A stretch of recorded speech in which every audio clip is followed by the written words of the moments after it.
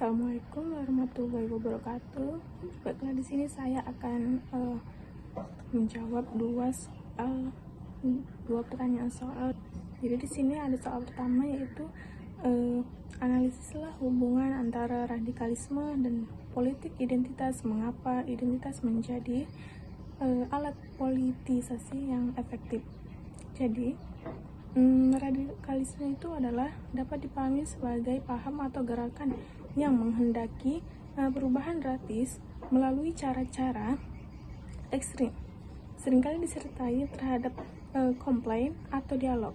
Ketika radikalisme berinteraksi dengan politik identitas, ia mendapatkan amunisi yang lebih kuat karena identitas menyediakan dasar emosional yang sangat kuat.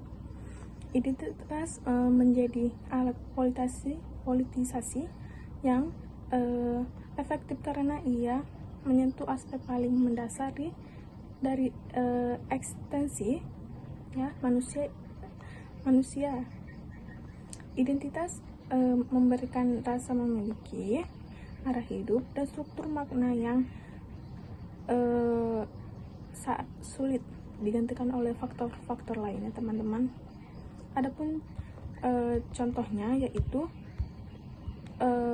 contoh nyatanya terlihat pada dinamika Pilkada DKI Jakarta 2017, di mana identitas agama digunakan secara masif dalam kampanye publik.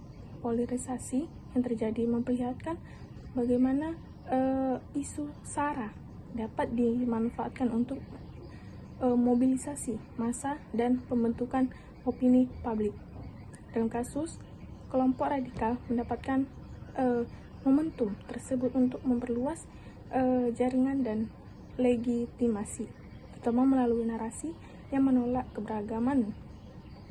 Berikut adapun soal kedua yang tentang korupsi, ya guys. Berikan argumentasi filosofis mengapa korupsi adalah kejahatan terhadap kemanusiaan, bukan sekadar pelanggaran administratif. Jadi korupsi sering dipahami sebagai tindakan yang berkaitan dengan penyalahgunaan kekuasaan untuk keuntungan pribadi dia. Namun, dalam perspektif filosofi yang lebih mendalam, korupsi bukan sekadar persoalan teknis administratif, ya, melainkan bentuk kejahatan terhadap kemanusiaan. Hal ini karena korupsi memiliki dampak sistematik yang merusak martabat manusia, merampas hak-hak dasar masyarakat, dan menghancurkan fondasi moral serta struktural yang menopang kehidupan sosial. Tindakan ini merampas hak kolektif masyarakat untuk memperoleh pelajaran publik yang layak dan jaminan sosial. Dari perspektif ini, korupsi bukan sekadar pelanggaran prosedural, melainkan pelanggaran terhadap nilai-nilai dasar keadilan yang melekat pada martabat manusia. Adapun contoh dari kasus nyata, yaitu korupsi pembangunan jalan atau jembatan yang menyebabkan konstruksi menjadi buruk.